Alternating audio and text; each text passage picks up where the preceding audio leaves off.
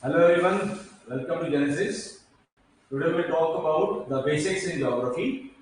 As you all know, whenever you see any globe or the world map, you will find some permanent lines given on the globe or the world map. जैसे equator है, Tropic of Cancer है, Tropic of Capricorn, Arctic, Antarctic circles. अब इन सभी lines का significance क्या है? So this is very important thing to know. What is the significance of these permanent lines given on the world map or the globe? So we'll talk about all those. So first of all, you find a globe like this. In the center, we have a line called as equator, which is also known as 0 degree latitude. Further north and south, we have two more lines. One is called as Tropic of Cancer, and then we have Tropic of Capricorn. Both are given 23.5 degrees. One is north of equator, second one is south of equator. And then we have two more lines. That is Arctic Circle. And then we have Antarctic Circle. Now both are given 66.5 degrees. One lies north of equator, second one lies south of equator. And then we have northernmost point on Earth, that is North Pole. Southernmost point on Earth is called as South Pole. One is 90 degrees north, and then we have 90 degrees south. Now, what is the significance of all these permanent lines on the map? First, we'll talk about equator. So, what is equator?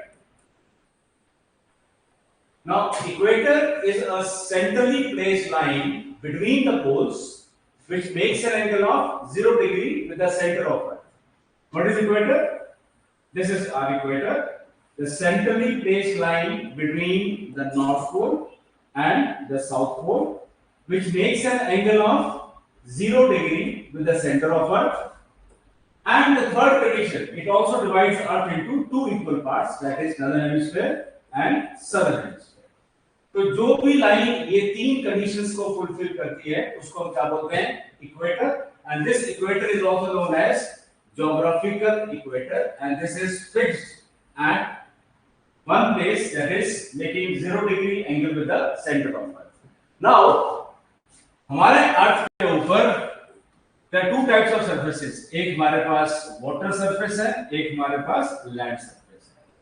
Now, अगर आप पूरे planet earth की surface area की बात करेंगे तो water is nearly 70% and land is nearly 30%.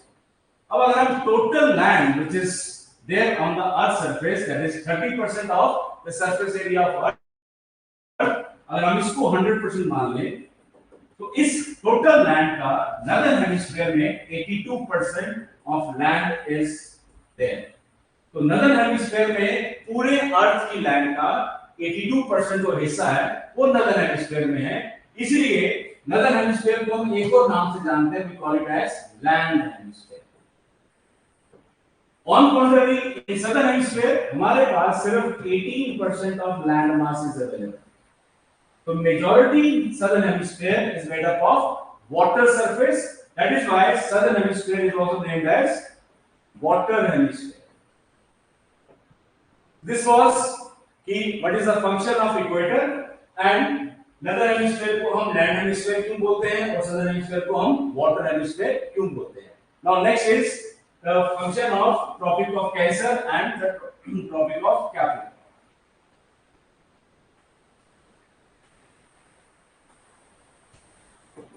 Tropic of Cancer and the tropic of Capricorn. 23.5 degrees north and 23.5 degrees south of equator. अब इनका फंक्शन क्या है? What do they signify? This is very important concept. What is the function of the tropics on the earth surface? अब आपसे मैं छोटा सा question पूछता हूं. Is sun stationary? Is sun stationary? ये जनरल क्वेश्चन है. क्या हमारा जो सन है वो एक जगह टिका हुआ है या वो मूव करता है? बड़े सारे लोग बोलेंगे yes it is stationary, but answer is no, it is not stationary. क्यों? अब देखो सन जो है it lies in the center of the solar system. Everything in solar system is revolving around the sun. But our solar system is part of bigger whole that is called as galaxy. And the name of our galaxy is Milky Way. And our sun, along with other components of solar system, is revolving around the center of our galaxy called as Milky Way. It means sun is moving in our galaxy. That means it is not stationary. And sun completes one revolution around Milky Way in 250 million Earth years. तो सन को 250 million साल लगते हैं milky वे के centre के around एक पूरा चक्कर काटने में। इसका मतलब sun is not stationary and this time period is called as one galactic year. तो this time period is named as one galactic year. Point clear हो गया? Now if I modify my question, if मैं आपसे question पूछता हूं कि भैया is sun stationary with respect to earth, with stationary with respect to earth और solar system, अब हमारा आंसर क्या होगा? अब आंसर हमारा होगा यस, सन इज स्टेशनरी। तो भाई ध्यान रखना है, अगर तो जनरल क्वेश्चन है इज सन स्टेशनरी, तो आंसर क्या होगा? No, it is not stationary. Why? Because sun is revolving around the centre of a galaxy called as Milky Way. Now if question is like this, is sun stationary with respect to earth or the solar system, then answer will be yes, it is stationary. Why? Because sun is at the center and everything else in the solar system is revolving around the sun. This is हमारा question था कि सन stationery है या नहीं। now we have two motions of earth, two motions of earth। एक हम बोलते हैं revolution motion, second is called as rotation। अब ये बात करते हैं अर्थ की रेवोल्यूशन अराउंड द सन। तो अर्थ revolves around the sun in which direction? In anti-clockwise direction, in anti-clockwise direction, and one revolution earth completes in 365 days and 6 hours approximately. This is the time period of our revolution around the sun, that is 365 days and 6 hours approximately। अब देखा जाए तो जो हमारा एक revolution का जो time period है उसको हम जनरली कितना लेके जाते हैं? 365 डेज। और इसी को हम क्या बोलते हैं? 1 ईयर। ये एक साल का टाइम पीरियड है और एक साल के टाइम पीरियड में हम 6 घंटे ऐड नहीं करते हैं। अब हम जब 6 घंटों को ऐड नहीं करते हैं, इसका मतलब इन 6 घंटों को हमको कहीं ना कहीं तो एडजस्ट करना पड़ेगा। अब देखो पहले साल में हमने 6 घंटे ऐड नहीं किए, दूसरे साल में हमने ये 6 घंटे ऐड नहीं किए, तीसरे साल में भी नहीं करे। जब हम फोर्थ ईयर में पहुंचते हैं तो ये 6 6 6 और 6 घंटे मिला के बन जाते हैं 24 आवर्स। 24 आवर्स का मतलब 1 complete day. That is why every fourth year is said to be a leap year which has got 366 days. So why leap year is celebrated after 4 years? Just to adjust the extra time taken by the earth to revolve around the sun, that is 6 hours approximately. अब अगर मैं actual अपना time period की बात करूंगा तो वो 6 घंटे भी नहीं है। तो एक्चुअल टाइम पीरियड कितना है? One revolution, that is 365 days, 5 hours, 48 minutes and 46 seconds. But हम इसको जनरली 6 आवर्स टाइम पीरियड को लेके चलते हैं। इसका मतलब ये हो गया कि हम हर साल 11 मिनट और 14 सेकंड एक्स्ट्रा ऐड करते हैं अपने टाइम पीरियड के, because we are taking the time period has a possibility to be 6 hours. Now next is कि हमें रेवोल्यूशन से मिलता क्या है। अब जनरली लोग क्या बोलेंगे, हमें इससे सीजन्स मिलते हैं, but this is half an answer, because सिर्फ रेवोल्यूशन से हमें सीजन्स ऑन अर्थ नहीं मिलते हैं। इसका आंसर क्या होना चाहिए, revolution plus tilt of earth.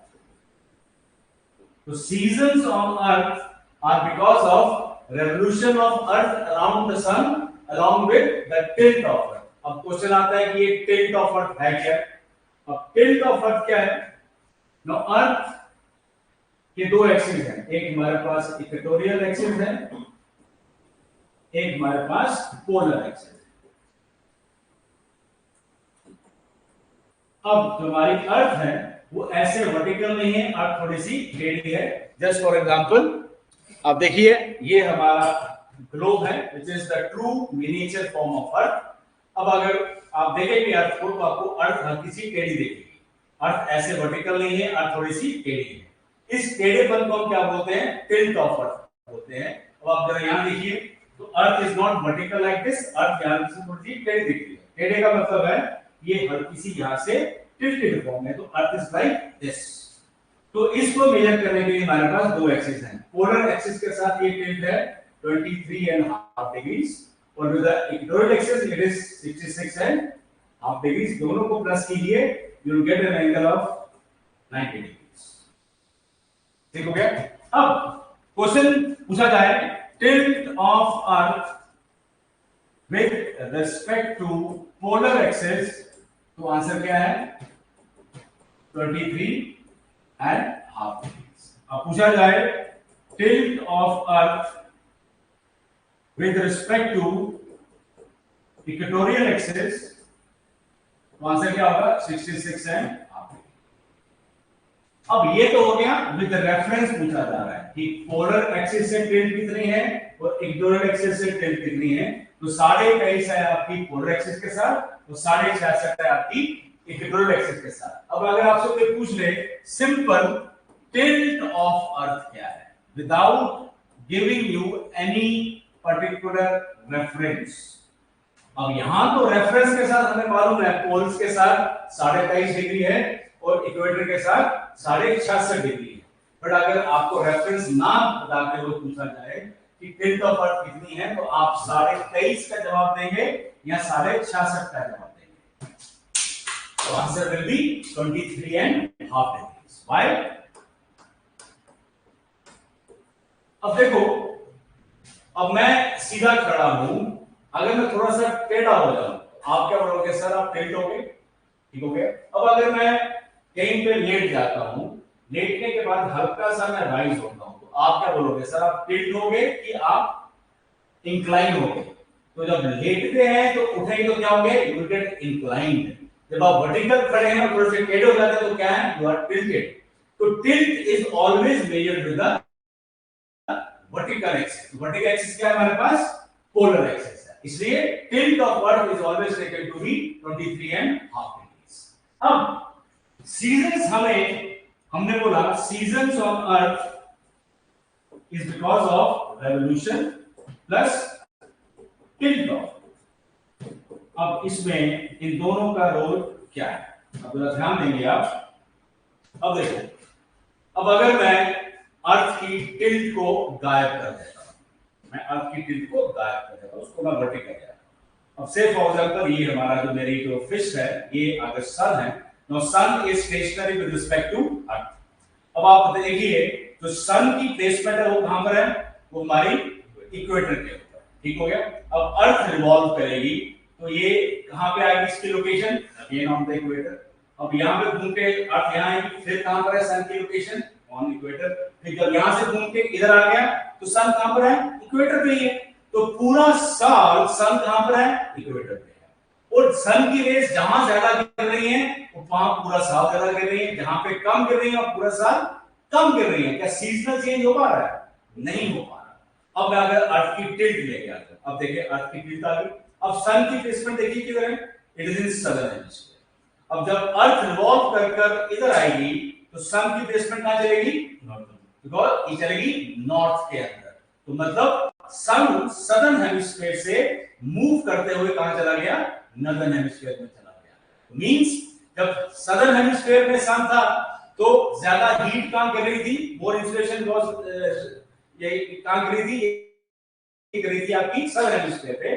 तो साउथ में देयर वाज समर टाइम और नॉर्थ पे कम गिरी थी, वहां पे क्या था? Winter time. जब अर्थ घूम के यहां आएगी तो सन चला गया नॉर्दर्न हेमिस्फीयर के अंदर, तो नॉर्थ में क्या शुरू हो गया? समर टाइम, और साउथ में क्या शुरू हो गया?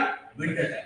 तो इस मूवमेंट को हम क्या बोलते हैं? आप देख रहे हो सन सदर्न हेमिस्फीयर से नॉर्थ में जा रहा है, नॉर्थ से फिर साउथ में आ रहा है, पर सन तो स्टेशनरी है। तो इस मूवमेंट को हम क्या बोलते हैं? एपरेंट मूवमेंट ऑफ सन। क्या बोलते हैं इसको हम? एपरेंट मूवमेंट ऑफ सन। और व्हाट इज अब एपरेंट टर्म का क्या मतलब है? इसका मतलब है it appears as if it is happening but in reality it is not happening। Clear हो गया? तो apparent का मतलब ऐसा लग रहा है कि ऐसा हो रहा है, पर रियलिटी में ऐसा नहीं हो रहा है। अब आप देखिए, अब जो हमारा इक्वेटर है, यहां से सन नॉर्दर्न हेमिस्फीयर में जाता है, फिर वापस इक्वेटर पे आता है, फिर वहां से सदर्न हेमिस्फीयर में जाता है। अब नॉर्दर्न हेमिस्फीयर में सन की ये एपरेंट मूवमेंट कितनी होती है और सदर्न हेमिस्फीयर में ये कहां तक होती है? तो इस एपरेंट मूवमेंट की नॉर्दर्न मोस्ट लिमिट और सदर्न मोस्ट लिमिट को सिग्निफाई करते हैं ट्रॉपिक्स। तो tropic of cancer signifies northernmost limit of sun's apparent movement in northern hemisphere, whereas tropic of Capricorn signifies southernmost limit of sun in southern hemisphere। तो आप देख रहे हैं कि एक साल के अंदर सन एक बार हमारा ट्रॉपिक ऑफ कैंसर पे आता है और एक बार सन हमारा ट्रॉपिक ऑफ कैप्रिकॉर्न पे आता है, बट दो बार सन हमारा इक्वेटर पे आता है।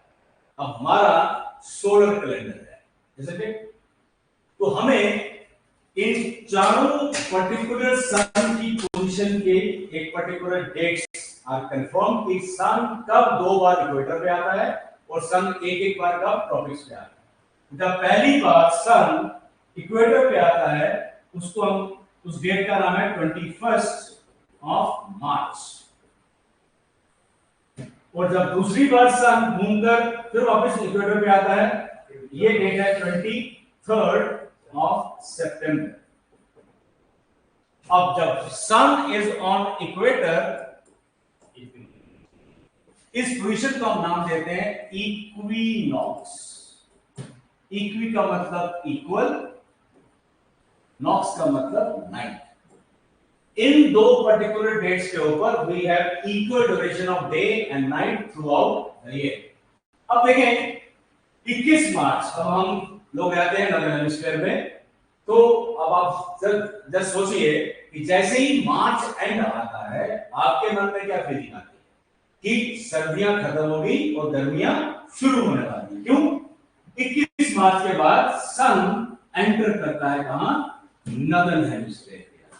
तो नॉर्दर्न हेमिस्फीयर स्टार्ट्स रिसीविंग मोर इंसोलेशन, तो नॉर्दर्न हेमिस्फीयर में शुरू होता है summer time, on contrary southern hemisphere में शुरू होता है विंटर टाइम। बिकॉज़ जहां पे ज्यादा हीट गिरना शुरू हो जाएगी और साउथ में कम गिरना शुरू हो जाएगी, तो नॉर्थ में समर टाइम और साउथ में विंटर टाइम। फिर sun keeps on going and reaches its maximum northernmost limit on Tropic of Cancer on 21 June. On 21st of June, फिर सन starts coming downward towards the south और फिर से equator पे कब आता है? 23 सितंबर में आता है। उसको हम क्या बोलते हैं? इक्विनॉक्स। अब 23 सितंबर के बाद सन एंटर करता है सदर्न हेमिस्फीयर। जब सदर्न हेमिस्फीयर में सन एंटर करेगा तो वहां पर इंसुलेशन ज्यादा गिरेगी, वहां पे हीट ज्यादा, तो वहां पे क्या शुरू हो जाएगा, summer time. On contrary northern hemisphere में हीट कम गिरना शुरू होगी तो वहां पे शुरू हो जाएगा विंटर टाइम। अब आप जस्ट थिंक अबाउट, जैसे ही सितंबर एंड आता है आप लोगों के मन में क्या फीलिंग आती है कि समर टाइम खत्म हो गया, विंटर टाइम शुरू होने वाला है। क्यों? 23 सितंबर के बाद सन एंटर करता है सदर्न हेमिस्फीयर में, तो जहां पर हीट ज्यादा रिसीव होना शुरू हो जाती है और नॉर्थ के अंदर हीट कम रिसीव होना शुरू हो जाती है, इसलिए वहां पे समर टाइम और हमारे यहाँ पे विंटर टाइम। फिर sun keeps on going and reaches its southernmost limit on Tropic of Capricorn on the date called as 22nd of December. अब देखें इन दो एक्सट्रीम पोजीशंस को हम किस नाम से जानते हैं? अब इस टर्म को हम बोलते हैं solstice, when sun is on the tropics. इस पोजीशन को, अब जब सन वाज ऑन इक्वेटर तो हमने क्या नाम दिया था, इक्विनॉक्स। क्या नाम दिया था, इक्विनॉक्स। तो इक्विनॉक्स हमारे पास दो थे, एक 23rd फिर 21st ऑफ मार्च वाला और सेकंड वाज 23rd ऑफ सितंबर। मार्च वाले को हम बोलते हैं स्प्रिंग इक्विनॉक्स और सितंबर वाले को बोलते हैं autumn equinox. Autumn equinox, spring equinox is also known as vernal equinox और ऑटम को हम ऑटम ही बोलते हैं। तो इक्विनॉक्स में क्या होता है, पूरे अर्थ के ऊपर there is equal duration of day and night. Now we talk about when sun is positioned over the tropics. इस पोजीशन को हम क्या बोलते हैं, solstice बोलते हैं। और solstice टर्म का मतलब क्या होता है, sun is still। sun is still क्या मतलब हुआ इसका? अब वापस आइए, अब देखो, अब सन जब नॉर्दर्न हेमिस्फीयर में एंटर करता है, अब देखो वो नॉर्थ में जा रहा है जा रहा है जा रहा है जा रहा है। अब जैसे ही वो ट्रॉपिक ऑफ कैंसर पे पहुंचेगा तो यहां पर बिना रुके वो साउथवर्ड आ सकता है, नहीं आ सकता। फिर वो साउथ की तरफ मूव करता है करता है करता है करता है करता है, फिर वो ट्रॉपिक ऑफ कैप्रिकॉर्न पे पहुंचता है 22 दिसंबर को। अब यहां पर बिना रुके वो क्या वापस नॉर्थ की तरफ जर्नी शुरू कर सकता है, नहीं कर सकता। तो इन दो पोजीशंस के ऊपर ऐसा लगता है कि सन रुका, रुकने के बाद वो साउथवर्ड गया, रुकने के बाद वो नॉर्थवर्ड गया, इसलिए इसको नाम दिया गया है सॉल्स्टिस। इसका मतलब है सन इज स्टिल। अब ये हमारे पास दो होते हैं, एक हम बोलते हैं समर सॉल्स्टिस, एक हम बोलते हैं winter solstice. Winter solstice summer वाला कब होता है, 21st ऑफ जून को, और विंटर का होता है 22nd ऑफ दिसंबर। अब इन पर्टिकुलर डेट्स का क्या सिग्निफिकेंस है? तो on 21st June we people living in other hemisphere experiences longest day and shortest night.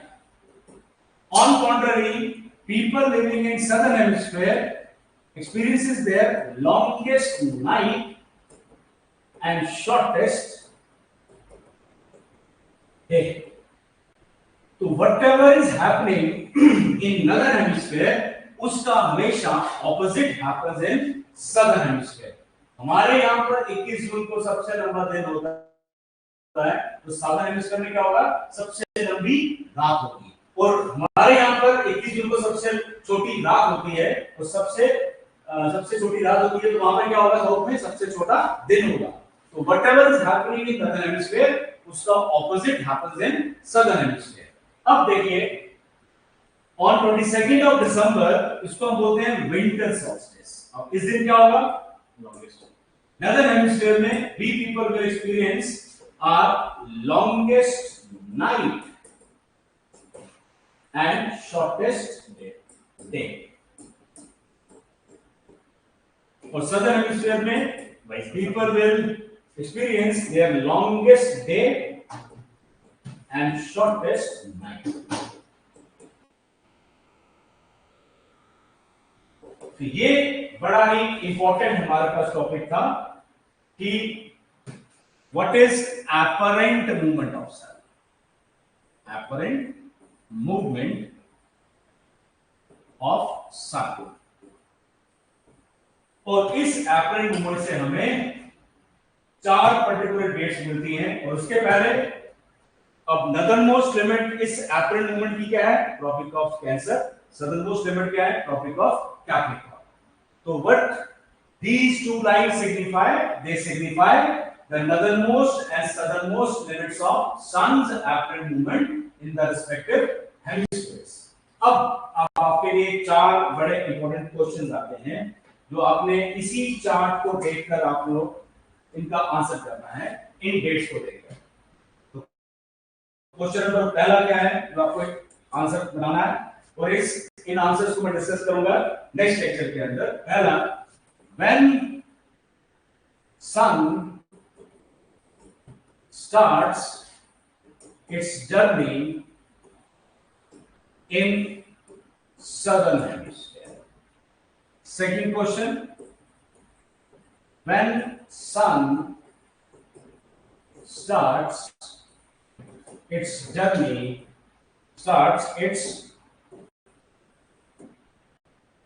northward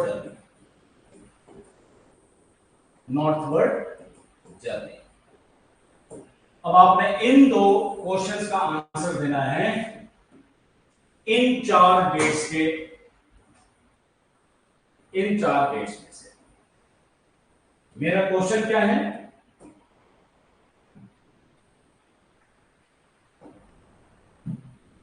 my question is,